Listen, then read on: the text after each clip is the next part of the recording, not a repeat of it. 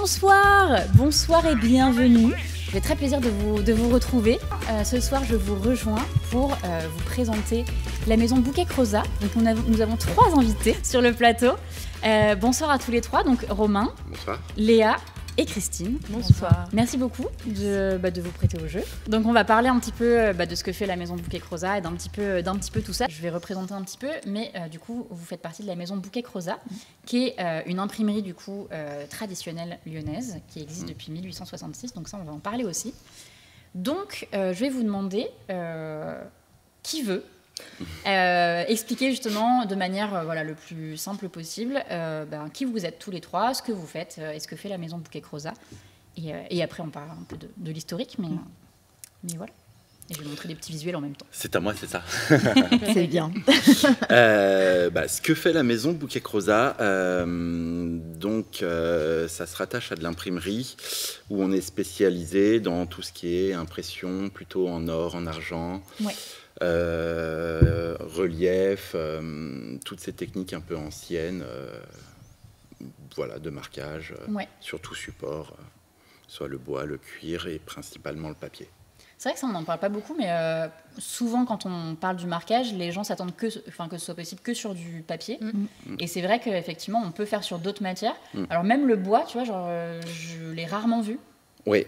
On a fait des coffrets pour des bouteilles de vin en bois où on faisait de la dorure, du marquage dessus. Voilà. Bon, c'est assez rare quand même, mais tu peux le faire. Mais on peut le faire, en capacité de le faire. Ouais. Ok. De toute façon, on reparlera un petit peu technique. N'oubliez pas d'ailleurs que si vous avez des questions de votre côté, vous pouvez les poser. Et du coup, est-ce qu'on peut juste présenter ce que vous faites au sein de Bouquet Crozat tous les 3 ? Tu peux commencer, Romain.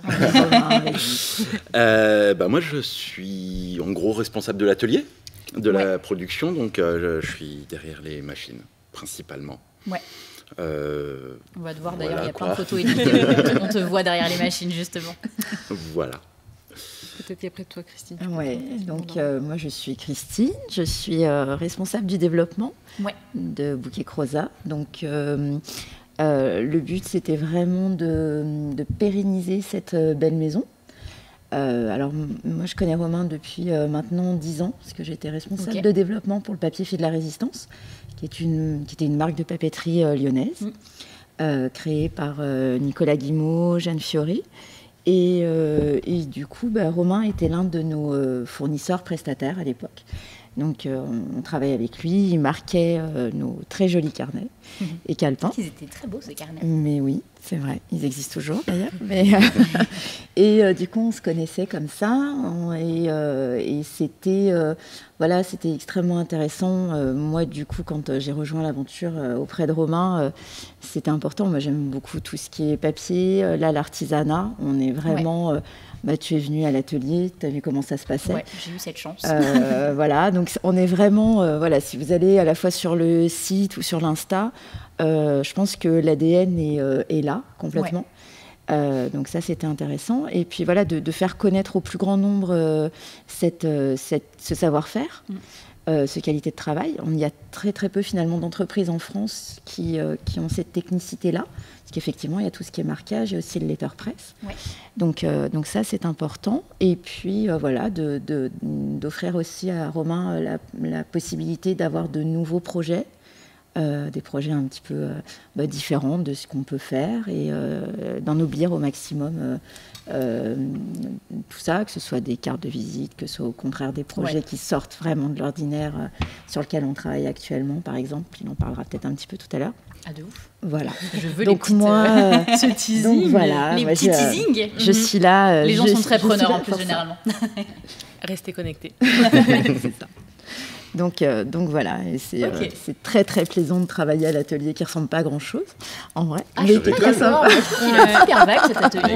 Personne veut un atelier bien rangé, tout. Non, c'est pas le truc aseptisé, on veut pas. Mais moi, c'est très drôle quand les personnes viennent à l'atelier, on a l'impression c'est des yeux écarquillés, c'est l'atelier du Père Noël, quoi. C'est la caverne d'Ali Baba. C'est un peu ça parce que du coup, je vais continuer de montrer des images, mais dans l'atelier, vous avez du coup tous les papiers, les différents... les films. Voilà, les films pour de la dorure, etc. Ouais. Donc c'est un peu ça. En fait, on parlait de Willy Wonka tout à l'heure. C'était ça. Et en fait, c'est un peu ça. Tu rentres et tu as envie de poser tes yeux un petit peu partout. Tu as envie de tout faire, en fait. Ça te donne plein d'idées pour créer plein de choses. Donc, Mais c'est toujours très, très, très joli, je trouve, de voir cet atelier dans le regard des gens. Ouais. Voilà. Et donc c'est intéressant. Ouais. Les images, d'ailleurs, c'est vrai que vous m'avez passé... Les images sont incroyables. Que ce soit vidéo ou photo. En fait, je trouve ça bien parce que c'est un métier qui est... beaucoup sur le toucher, beaucoup sur la texture, et c'est dur de montrer ça en photo. Et justement, je trouve que vous avez... Alors, je sais pas qui s'est occupé de tout ça. Alors, on a une belle expertise. Léa va t'en parler. Parfait, parce que c'est vrai que tu t'es pas encore présentée. Oui. Moi, je suis Léa, je travaille pour l'agence White Mirror. Ouais. Et du coup, on accompagne Bouquet Croza sur toutes les communications digitales. Donc, ça passe par la photo, la vidéo, la charte graphique également. Ouais. Incroyable cette charte graphique d'ailleurs. Ouais, qui est très chouette. On a quelqu'un de très talentueux chez nous qui l'a faite, qui s'est inspiré un peu des couleurs de l'atelier pour sortir ce vert un petit peu particulier. Le vert sapin. Ouais. Donc voilà, l'idée c'est que avec la photo, la vidéo, la charte graphique, on rende compte de la beauté de Bouquet Croza. Voilà. Il y a Chris Pack qui dit ça donne envie d'y travailler. Comme quoi. Mais oui, voilà. Au quotidien. Et Nikita qui dit c'est si raffiné. Mais c'est vrai qu'en fait, toute la communication... Alors, je crois que vous l'avez refaite il y a pas... Ça fait quelques années maintenant, une dizaine... Non, un peu moins. Non, c'est plutôt récent. C'est depuis le début récent, d'année. Une année, Et ça a plutôt bien fonctionné parce que c'est vrai que j'ai l'impression qu'on parle plus de vous aussi maintenant. Enfin, voilà, ça fonctionne bien. Et ouais, ça donne vraiment envie. Enfin, on a envie de venir visiter l'atelier. Moi, quand tu m'as proposé de venir, j'étais en mode j'arrive, je veux voir ça. Et ouais, c'est chouette parce qu'effectivement, il y a les machines, il y a les films, etc. Les machines, on reviendra dessus, mais c'est des machines assez anciennes aussi. Donc c'est très très chouette. Très belle puzzle qui dit moi, ça me donne envie de vous regarder travailler. donc trop chouette. Ah mais voilà, il y a des petites.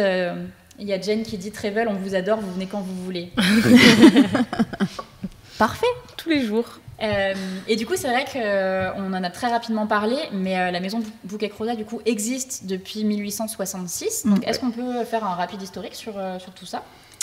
Rapide, ouais. Non, mais juste, voilà, commencer. Non, mais oui, créé par Monsieur Bouquet et Monsieur Croza en 1866, tout simplement, dans les mêmes locaux. Ouais. L'immeuble a été construit autour de la société. C'est ça qui est beau aussi, c'est que il y a aussi un peu l'histoire du... Mais d'ailleurs, il y a une photo à l'entrée que l'on voit. Du jour de l'ouverture. Du jour de l'ouverture. Voilà. Je crois que je l'ai mise en moment je crois bien. pour les visuels. Donc voilà, ils ont créé cette société qui était quand même plus orientée reliure à la base que dorure. Et puis petit à petit, alors je ne sais pas les dates exactes, mais petit à petit, ils ont abandonné plus ou moins la reliure pour se consacrer à la dorure. Voilà, et après, pour la suite, c'est mon oncle qui est rentré en tant qu'apprenti à l'âge de 16 ans. Ça fait maintenant, à chaque fois je zappe, une cinquantaine d'années à peu près, voilà. Et qui a pris la suite de la société, et petit à petit, il a fait appel à mes parents pour venir l'aider. Mes parents sont arrivés, lui est parti, et puis moi, ça fait 2008. Ouais.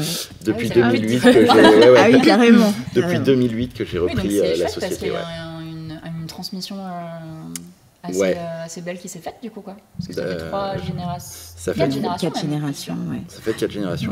3 dans ma famille, mais oui. Trop bien. Trop chouette pour ce petit historique. Merci beaucoup. On parle, alors sur le site et globalement, quand on parle de ce que vous faites, on parle d'artisanat d'exception, de savoir-faire. Comment justement, toi, tu as appris tout ça ? Est-ce que tu es arrivé assez jeune dedans ou est-ce que... oui, je suis tombé dedans par ma maman, qui était dans l'atelier et pendant...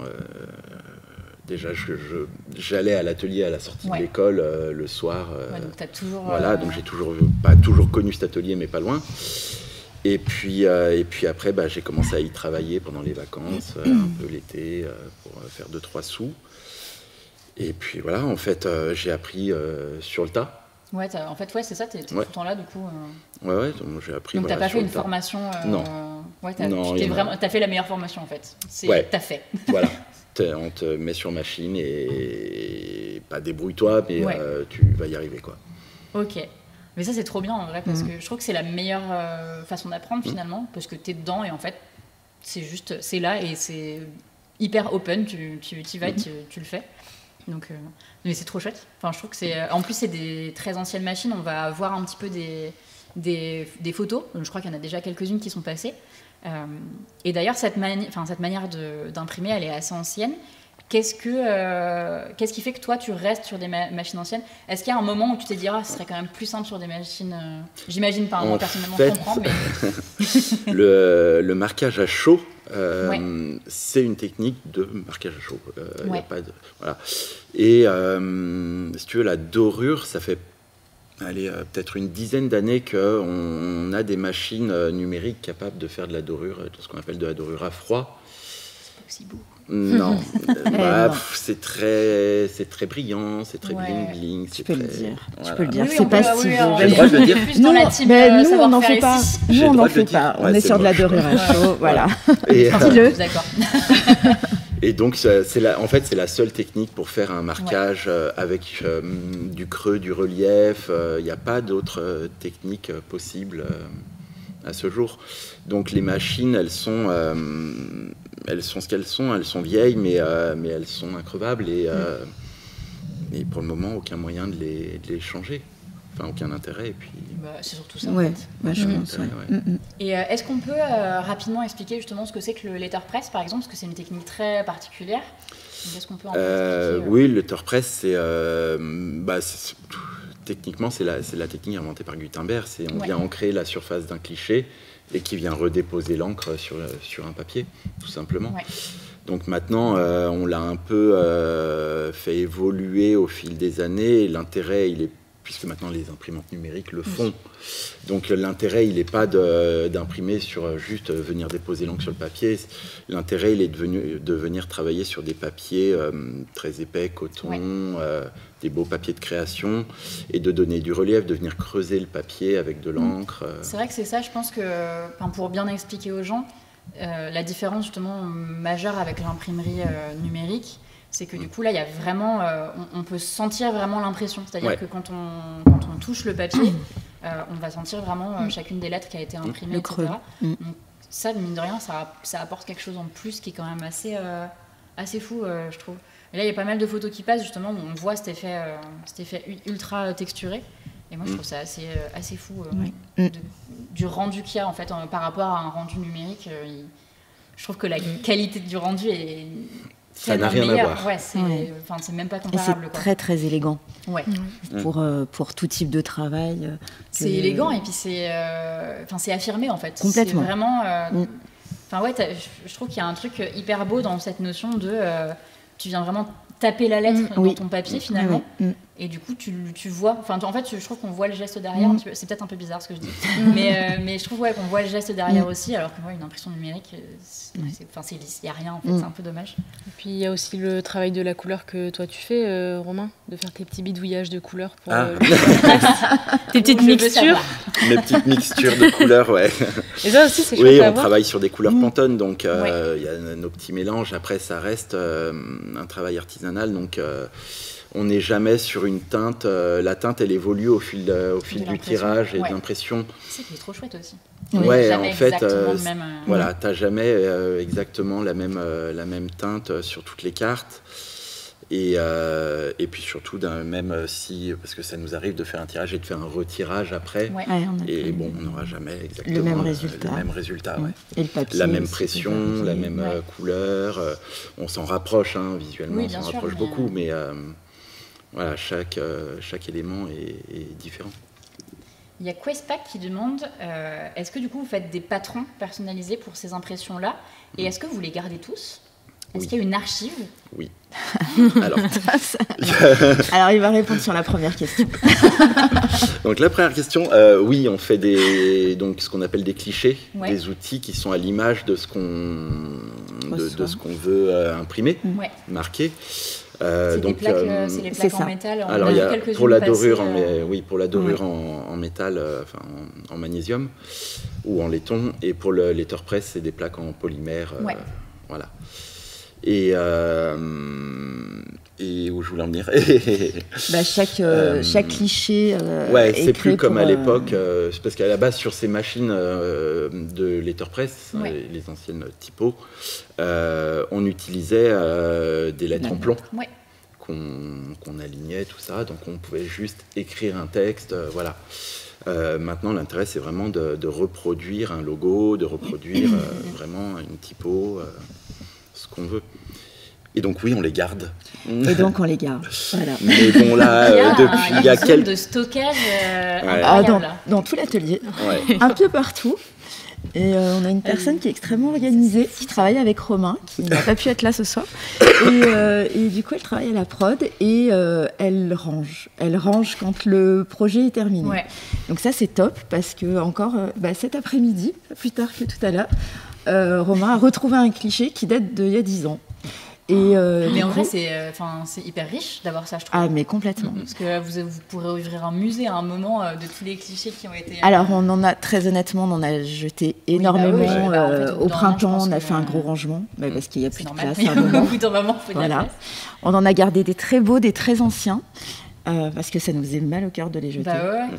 Mais il y a le côté historique, en fait, aussi. À la fois de l'entreprise, à la fois si c'est beau aussi. Oui. Il y a Questpack qui dit OMG, jetez pas, je récupère. Mais ouais, c'est des beaux. En vrai, ça reste des beaux objets, même si on n'a pas le final. Je trouve ça chouette de voir un peu la trace de ce qui a été, c'est toujours très beau. Fait, finalement. Donc non, c'est très chouette. Vous, quand vous travaillez avec des clients, pour vous, ça apporte quoi à vos clients de justement travailler le choix du papier, de travailler du gaufrage, de travailler des dorures? Qu'est-ce que ça va apporter à un projet Mais ça va l'ennoblir et ça va apporter la petite touche qui est différenciante. Ouais. Nous, Romain va faire des cartes de visite, par exemple. Là, on a Bellule qui est en train de passer. Et voilà, typiquement Bellule. Ils nous ont fait confiance sur l'ouverture. Tabata et Ludovic May nous ont fait confiance sur l'ouverture de leurs 2 restaurants, donc Ombellule et Roseau, via le studio Vérone avec lequel on travaille très très souvent. Et voilà, on va apporter le petit plus qui va faire la différence avec une impression classique. Romain va proposer, c'est là qu'il a toute son expertise. Ouais. Mais il va proposer des petites touches de dorure ou alors un marquage un petit peu différent, ça peut être aussi une couleur ou quelque chose qui va permettre de relever, de rehausser et d'avoir justement cette différence et cette qualité. Il y a Questpack qui dit vraiment, je pense que plein de gens seraient intéressés de récupérer les plaques. Ne jetez pas, même une petite vente, les gens achèteraient. Une braderie. On n'a pas le droit de les vendre. Et du coup, il demande aussi comment les clichés sont créés. Donc c'est un peu une question aussi que je voulais poser sur la méthode de fabrication, le temps aussi que ça prend, parce qu'on est aussi sur quand même de la création artisanale. Donc c'est pas aussi rapide effectivement que le numérique, mais c'est bien mieux au final. Donc le temps et comment on crée ça? Les clichés, c'est pas nous. Ouais. On travaille avec une société lyonnaise, un graveur qui, suivant le matériau utilisé, pour les magnésiums, c'est gravé par insolation. Okay. Et les laitons, c'est gravé numériquement. Voilà. Il faut que quand un client, quand on a une création de clichés, il faut que ce soit des fichiers extrêmement clairs, vectorisés, forcément, parce qu'après justement Romain transmet la demande et il faut que ce soit le plus net possible, donc je pense qu'il y a déjà ça et voilà. Questpack nous disent mais j'adore, c'est full local. On essaie au maximum, c'est vrai. C'est vrai que c'est des projets aussi qui s'y prêtent. En plus, à Lyon, on est... Absolument, oui. Tous ces effets-là de dorure, de gaufrage sont beaucoup utilisés effectivement dans la restauration. Oui. Donc, on est quand même dans une belle ville pour ça. Absolument. Il y a des images qui sont passées justement du Grand Réfectoire. Enfin, voilà, il y a quand même des belles des belles choses. Donc je pense qu'on est dans une belle on a belle des région. chouettes références. Oui. Il y a Nikita qui demande, est-ce qu'on peut... c'est quoi que vous appelez les clichés? C'est les outils qui nous servent à faire l'impression, en fait. C'est des petites images qui passent en même temps. Je sais pas si on en voit. Je sais qu'il y en a un moment, mais alors je sais pas où. Ils sont... en fait, c'est la reproduction physique du fichier numérique. C'est vraiment un objet physique. C'est vrai qu'on n'a pas précisé en fait que c'est vraiment effectivement une petite plaque.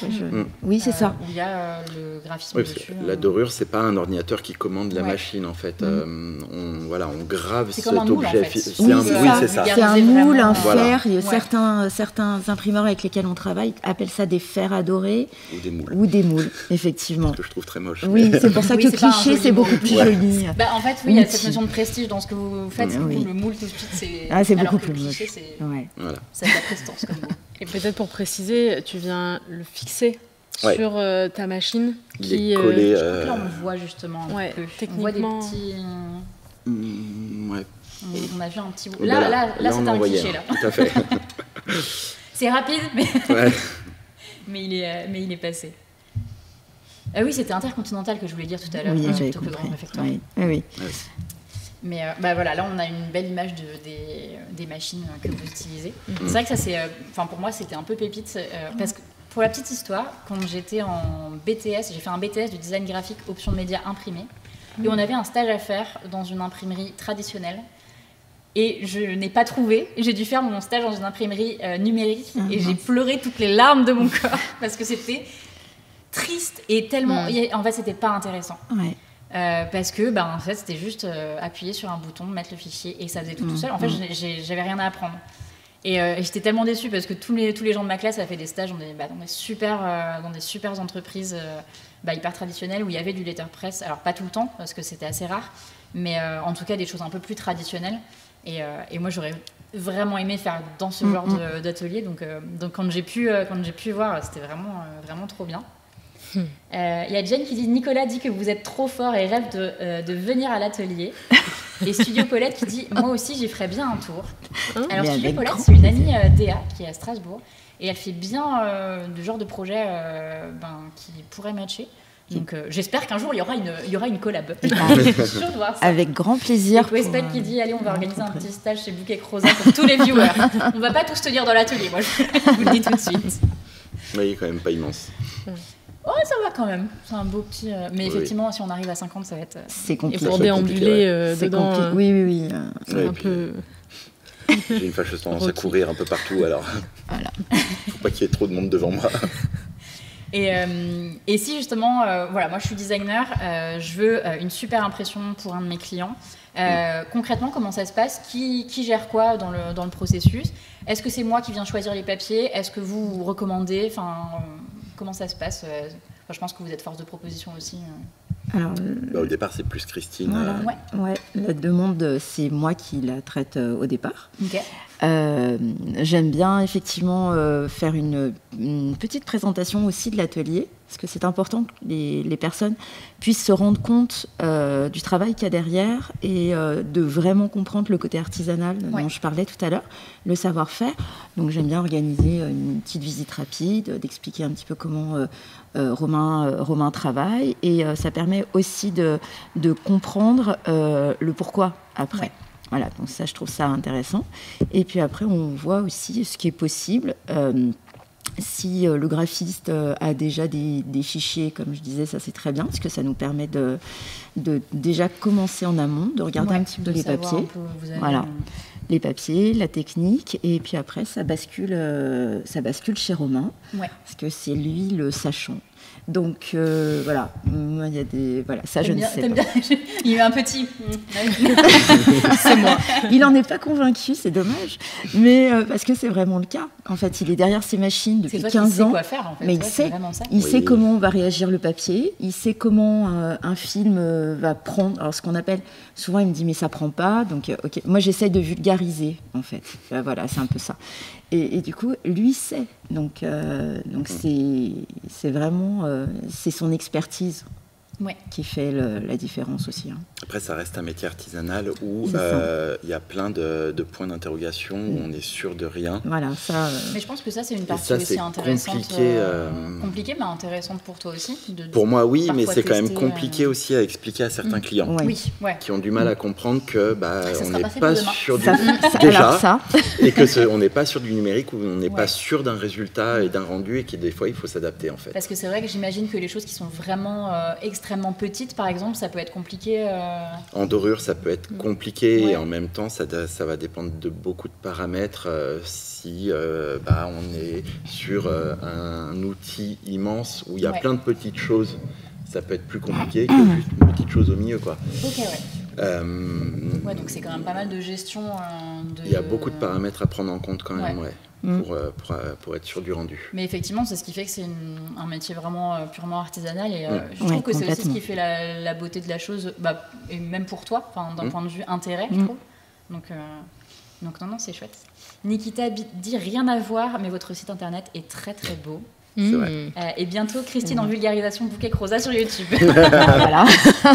Alors, je tiens à préciser que le site internet a été fait par l'agence Les Animales. Lyon. Il est très très beau. Il est très... Et vraiment, je les remercie à chaque fois. Enfin, on les remercie tous parce qu'ils ont fait un travail incroyable. Et bien souvent, quand j'ai des clients leur demandant un peu comment ils nous ont trouvé, tout simplement, c'est vraiment le site internet qui revient. C'est un point fort. En fait, je trouve que c'est très bien fait parce qu'on a de la texture sur le site. En fait, on ressent la texture. Et après, le jeu des photos, on a vraiment la mise en avant du savoir-faire. Donc, non, je trouve que c'est un très beau site web. En termes de clients, qu'est-ce que vous avez à peu près? On a parlé vite fait de l'Intercontinental, de Ombellule, mais du coup, quel type de clients vous avez jusqu'à maintenant? Beaucoup les imprimeurs. Qui ne savent pas faire, du coup, eux, et qui... Il y a quand même très peu d'imprimeurs qui font de la dorure. Ils font de l'impression, et après ça bascule vers nous pour la finition, tout ce qui est gaufrage, dorure, voilà. Donc les imprimeurs, les agences de com, les graphistes. Beaucoup d'amis qui ont fait vos cartes de visite chez vous. C'est vrai, je suis très jalouse. Je pense que je vais y passer à un moment. Parce qu'elles sont incroyables. On t'attend avec impatience. Il va falloir que je réfléchisse, mais j'ai plein d'idées en plus. Il y a plein de possibilités.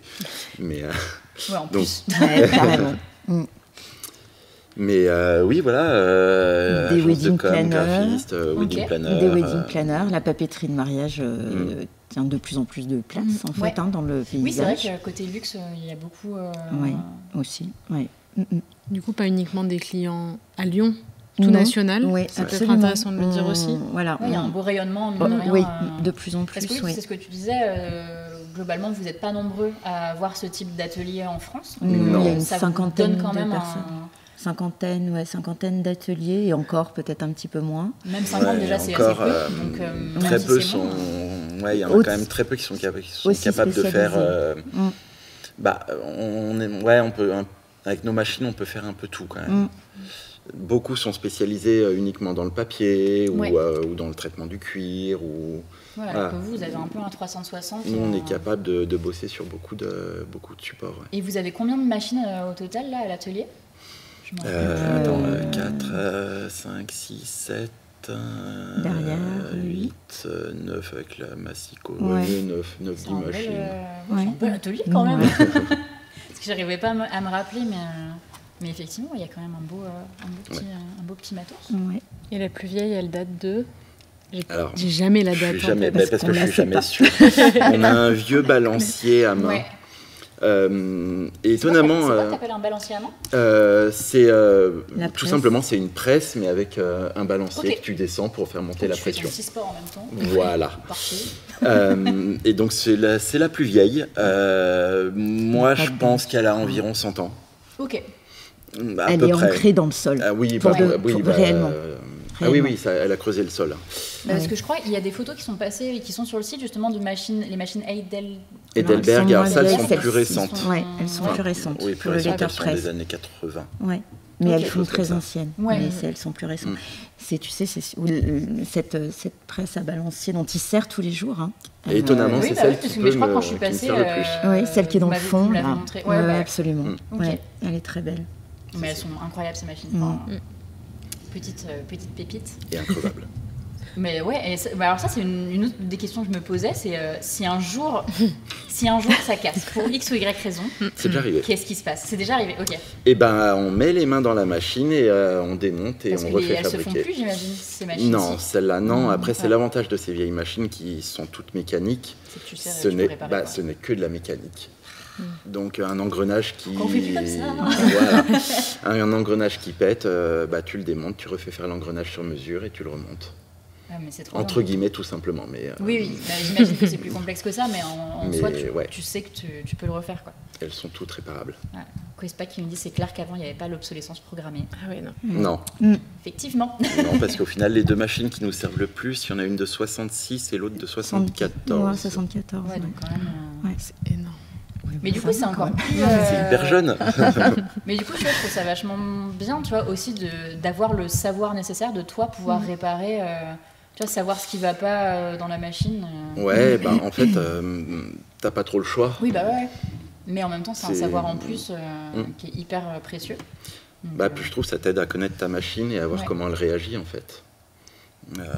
Même pour le rendu final, quand tu connais le fonctionnement de ta machine de l'intérieur. Quand je disais que c'est notre couteau suisse. Non, mais c'est vrai. Mais oui. Tu te donnes trop peu de crédit. Mais alors ça, oui, je suis bien d'accord. On parlait des impressions justement en ligne qui ont connu un petit boom dans les années 2010. Là, j'ai l'impression que, thank God, il y a un petit retour justement à la mise en avant du savoir-faire. Est-ce que vous, à ce moment-là, vous avez senti une baisse des commandes, par exemple? Est-ce que vous avez senti qu'il y avait un petit switch? 2010-2014, ouais. Jusqu'en 2014, ça a été compliqué. Ça a été compliqué. On a survécu, déjà. Et non, après, il y a eu un vrai retour au papier, aux belles textures, à la fabrication française aussi. Ça, et tardif mais chouette. À moins consommer, mais mieux. Ouais.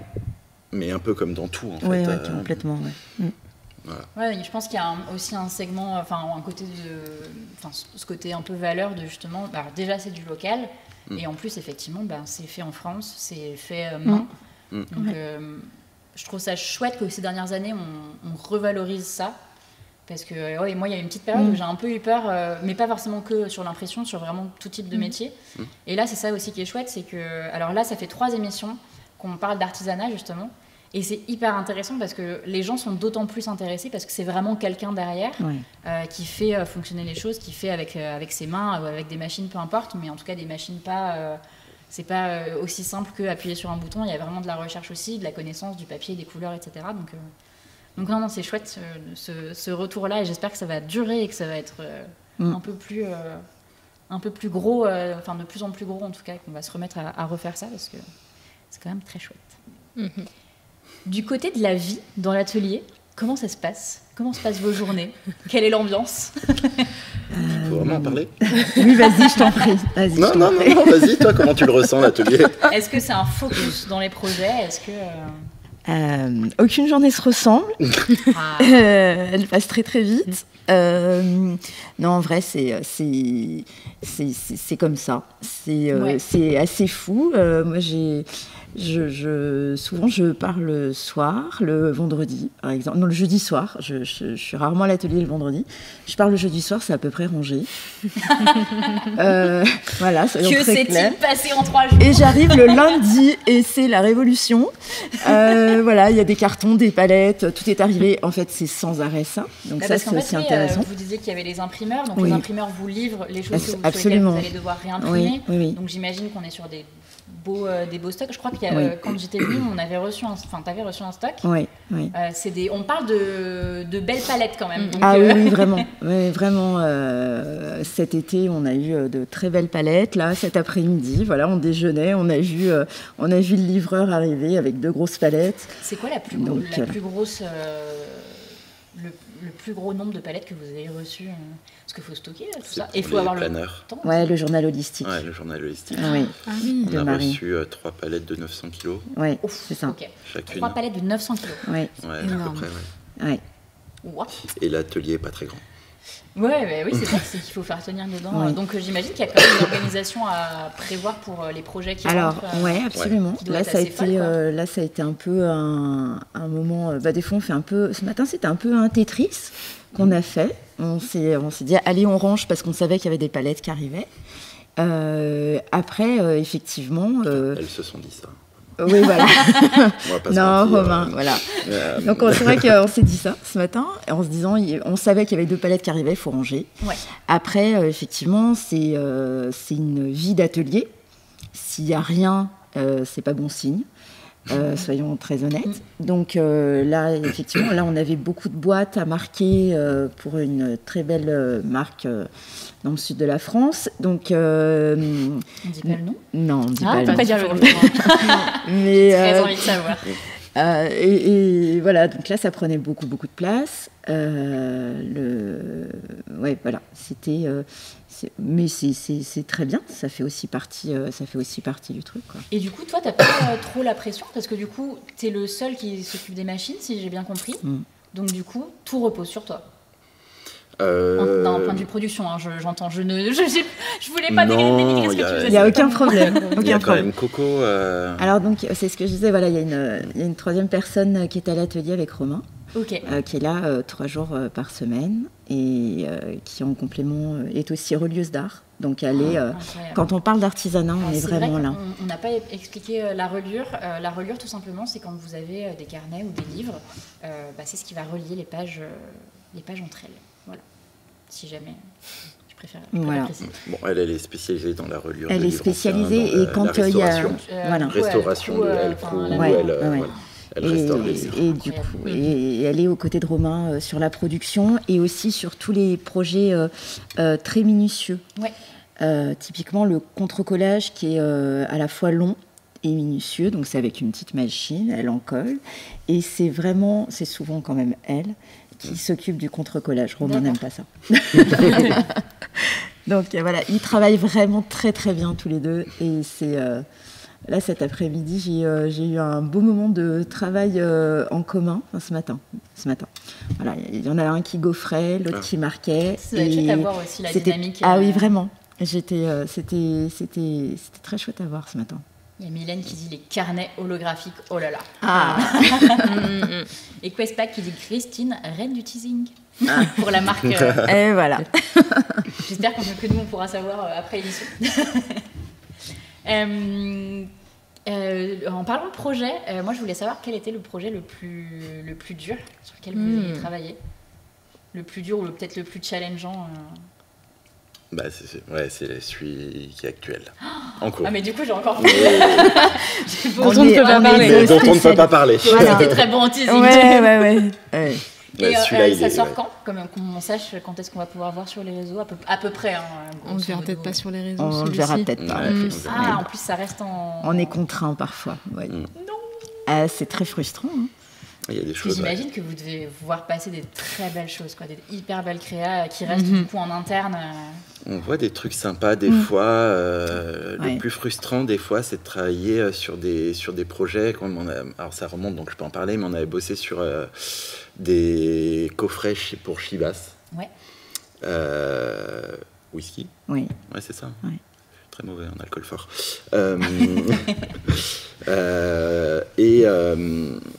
Et en fait, on travaille des fois sur le projet à plat et pas sur le projet final monté avec l'intérieur, tout ça. Et ça repart chez l'imprimeur. Et nous, derrière, vous avez pas on ne voit rien, quoi. Et une fois, justement, pour ce projet, l'imprimeur avait été sympa, m'avait renvoyé une boîte finie. Ça, c'est sympa. Mais il n'y avait pas la bouteille dedans. Ou alors il l'a bu avant de te l'envoyer. Ou alors il l'a bu avant de me l'envoyer. Mais ça, c'est trop dommage. Il y a Futur Client qui dit « Pour quelle marque de luxe travaillez-vous » Desquels on peut pas. C'est vrai qu'on a posé la question tout à l'heure, mais au final, on a parlé de plein d'autres choses. On travaille effectivement beaucoup de marques, de luxe. Mais on ne peut pas trop dire. On ne peut pas en parler. Non. Pas toutes. Futur Client dit on veut des noms. Il y en a où vous avez le droit de communiquer ou pas? Rare quand même, très rare. Parce que c'est des projets qui restent en interne. pas forcément. C'est. Ou alors ils veulent pas que ça se sache qui a fait. Ouais, plutôt. Ça, c'est tellement dommage, je trouve, parce que c'est vous qui avez participé à l'anoblissement d'un outil de communication ou un outil, un cadeau, peu importe. Et ça, je trouve ça tout le temps dommage que les gens mettent pas. Même moi, des fois, je vois des créations. Là, tout à l'heure, on va parler de calendrier de l'Avent. Et il y a certaines créations où je ne sais pas qui sont les créatifs derrière. Et c'est dommage parce que ça manque, parce que on a envie de savoir qui a participé à ce projet. Et je trouve que ça n'enlève en rien le côté luxueux de la marque pour autant. Bien au contraire. D'autant qu'on est, ça pourrait apporter un plus en étant du Made in France, du local, voilà. Mais c'est comme ça, il y a des, ça fait partie du jeu, on l'apprend.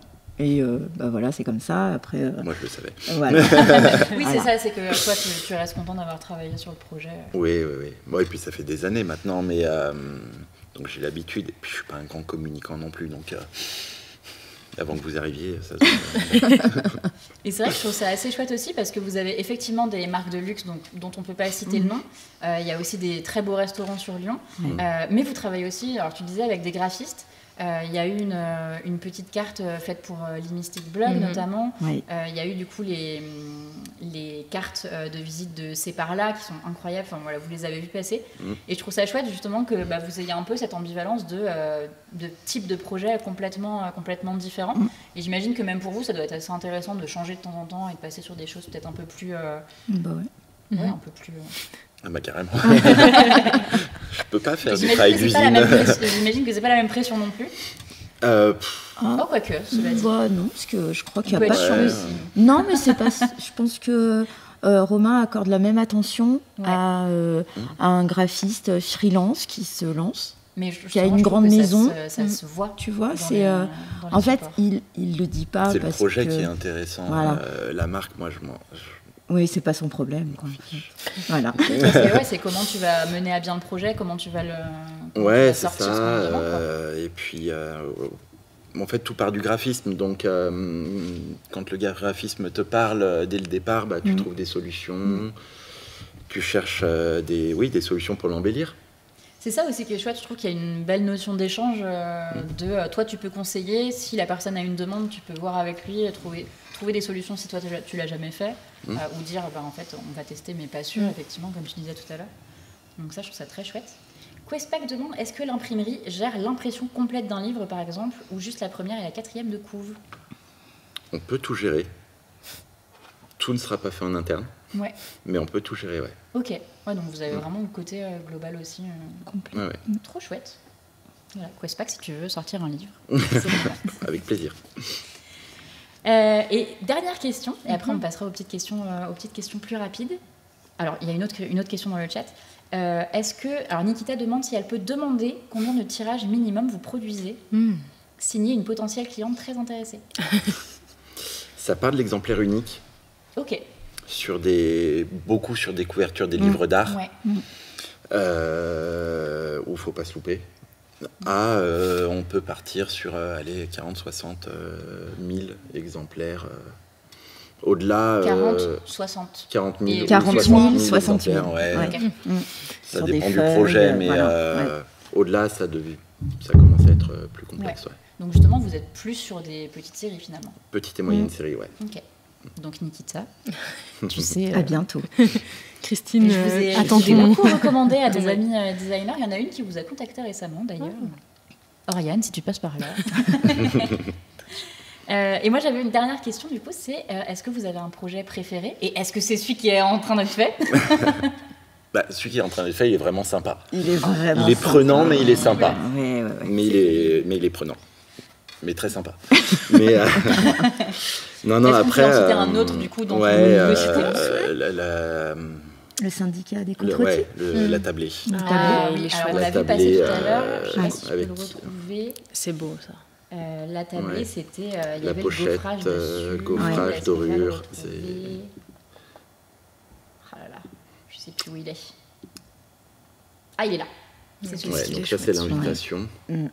Très bien, je crois que j'ai ces deux photos-là. Et après, je sais qu'il y en a d'autres, mais je ne les ai pas mises toutes en même temps. Ce qui était sympa, c'est qu'on travaille avec une graphiste, Studio Maquet, Manon Moulin, qui a fait un graphisme fou et c'était super intéressant. Il y avait les cartes et il y avait les pochettes et les menus. On les a vus, je les ai passés pas mal de fois, mais voilà, là vous avez une petite vidéo du projet.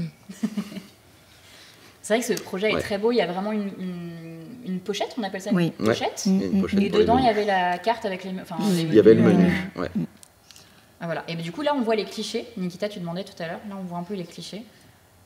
Et là du coup il y a et du gaufrage et de la dorure.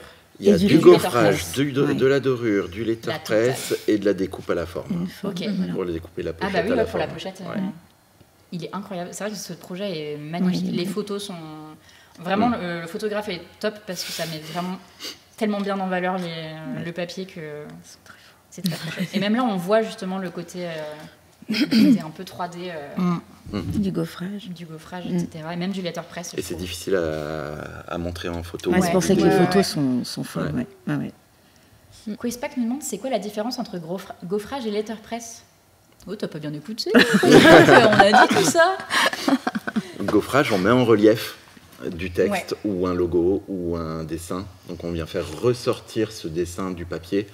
Le letterpress, c'est plus du débossage. On vient creuser le papier. Ok. Et le letterpress, surtout, on vient creuser le papier avec de l'encre. On donne de la couleur. Tu vois, toi aussi, tu peux vulgariser. On va passer aux petites questions hyper rapides. Globalement, je vais vous dire 2 mots et vous allez devoir choisir votre préféré. Est-ce que vous êtes prêts ? Allez. Vous pouvez tous participer, bien évidemment. Oula. La première question, c'est dorure ou gaufrage ? Gaufrage. Gaufrage. J'aime bien la dorure. Dorure aussi ? Dorure aussi. Ouais. En musique ou en silence ?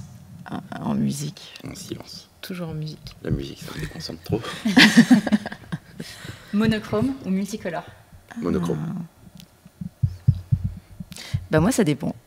Je me découvre multicolore et je découvre aimer les films métalliques, un petit peu étonnants. Voilà. Ok. Et toi ? Monochrome. Papier mat ou brillant ? Mat. Ouais, on est évidemment. On est d'accord. Plutôt carte de visite ou faire part ? Faire part. Ouais, ça dépend. Techniquement plus intéressant. Effectivement. Il y a souvent plus de recherche, diversité. de diversité. Est-ce que c'est lié à la taille du format généralement ou... Il y a un peu la taille. On va pas se mentir, les budgets sont souvent plus élevés aussi, donc il y a plus de tu peux aller plus possibilités. loin. Ok. Et du coup, vous ? Ça dépend. Allez, je vais aller sur les faire-part quand même. Moi, je vais dire carte de visite parce qu'il y en a des incroyables. Très bien. C'est par là. Vraiment, je pense que les choses qui par m'ont là, le plus épaté ont pu être des cartes de visite chez Bouquet Crozat. C'était hyper sympa à faire. Juste pour vous contredire. Allez. Et techniquement hyper Carte sympa. de visite. Aussi. Passé ou futur ? Un futur. Ok. Lisse ou texturé ? Texturé. Celle-ci, elle est un petit peu facile. Observer ou faire ? Faire. J'aime bien observer. Je suis pas manuelle. Observer, c'est mon rôle chez Bouquet Crozat. Plus que de faire. En bordel ou organisé ? Romain. En un mot. J'ai choisi les questions sur mesure. En un mot. J'ai un bordel organisé. J'aurais été sûre. Je retrouve tout. Oui, c'est vrai. Bon, peut-être parce que Coco range beaucoup. Mais oui, aussi, je pense. Moi, organisé. Team bordel organisé aussi. Et enfin, écouter ou parler ? Je sais pas. Est-ce que l'un va sans l'autre ? Il n'y a pas de bonne ou mauvaise réponse. Les deux. Ouais, les deux. L'un puis l'autre. Ok. Les deux aussi. Ouais. Voilà. Merci beaucoup. Trop bien ces petites réponses. Je vais y arriver. Est-ce que... Alors, on va passer... Alors, si vous avez des questions de dernière minute, vous pouvez encore les poser. Oui. Je vais juste récupérer, si tu peux me passer, le branchage de ton ordinateur. Celui-ci. Oui, c'est top. Je te remercie. Et on va passer à la petite chronique. Alors, Désolée, je fais mes petits branchages, évidemment. Je vous ai préparé une jolie chronique sur mesure sur le thème de Noël, parce que bon, quand même. Alors, donnez-moi juste 30 petites secondes. Tu veux te rapprocher? Je suis... Bien rapproché. Non, mais non. Est-ce qu'on peut faire un test écran? Merveilleux. Vous me Il y a régalez. Mylène qui avait une dernière question qui demandait si vous aviez des projets cool de cartes de vœux de temps en temps. Parce que c'est vrai qu'on est en plein dans la période là. J'ai oublié cette question. Oui. Eh ben oui. Chaque année, il y en a. Oui. Chaque année, c'est des défis. C'est le moment. Oui, Donc, en fait, oui, c'est ça que je voulais demander tout à l'heure. C'est que du coup, là, en ce moment, niveau prod, ça doit être. C'est pas mal, là. C'est pas mal. On est bien. C'est l'horreur. C'est pas mal. Non, c'est pas vrai. On a Pas demi-mesure. On a un bel atelier. On a un bel atelier bien chargé, un bel atelier bien chargé en ce moment. Donc moi, je trouve ça très bien. Et non, il y a des chouettes projets de cartes de vœux très diversifiés qui arrivent pour des entreprises qui nous font confiance, qui nous ont déjà fait confiance ou pour lesquelles c'est la première fois. Donc, j'espère qu'il y aura des nouveaux grâce à cette émission. Donc c'est chouette. Voilà. Des noms? Non, pas de noms, c'est bien comme ça. C'est pas encore sorti. On va voir sur Instagram. Non, c'est pas encore sorti. C'est pas encore sorti. Ouais, sur Instagram. Par contre, c'est vrai. Oui. Tout est sur Instagram. J'irai voir sur Instagram. Mais bien sûr. Voilà. Très bon réflexe, Mylène. C'est bien, très bien. Merci, Mylène. Et Trével qui nous dit, et donc pas de musique ambiance Noël à l'atelier en ce moment? Alors. Non, on chante avec Coco. Oui, alors. Est-ce que c'est pas mieux? Ils chantent. Et en fait, les machines font énormément de bruit. Oui, c'est vrai ça. Ça, c'est vrai. Donc, du coup, je sais pas si ça y aurait un intérêt pour vous. Ah oui, mais moi, vraiment, la musique me déconcentre. J'écoute, en fait. Et si j'écoute, je travaille pas. Donc, je peux pas. En revanche, il peut regarder une série. Ah oui, sans problème. Ah, intéressant, ça. Parce que je la regarde pas, en fait. Ah oui, c'est juste un bruit de fond. Oui, c'est un bruit de fond. Ben voilà, j'espère que cette émission vous aura plu. Si vous voulez retrouver du coup les news de Bouquet Croza, je vais remettre la petite commande guest, mais globalement vous pourrez suivre un petit peu tout ça, soit sur le site, soit sur Instagram. Et peut-être voir les petits spoils qu'on a fait. Enfin, en tout cas, pas justement. Certains des spoils. Certains des spoils. Pas tous. Mais certains. Voilà. Et, en tout cas, et voilà, si vous avez des projets, vous savez vers qui vous tournez maintenant. Parce que c'est vrai qu'on ne sait jamais trop chez qui aller quand on fait des choses un petit peu comme ça. Donc là, vous pouvez venir. Vous savez qu'on vous accueillera les bras ouverts, qu'on répondra à vos questions techniques aussi. Donc ça, c'est toujours chouette. Avec grand plaisir. Mais merci beaucoup. Merci avec à toi. plaisir à toutes nos questions. C'était très très cool. Et je vous dis au mois prochain. Ciao.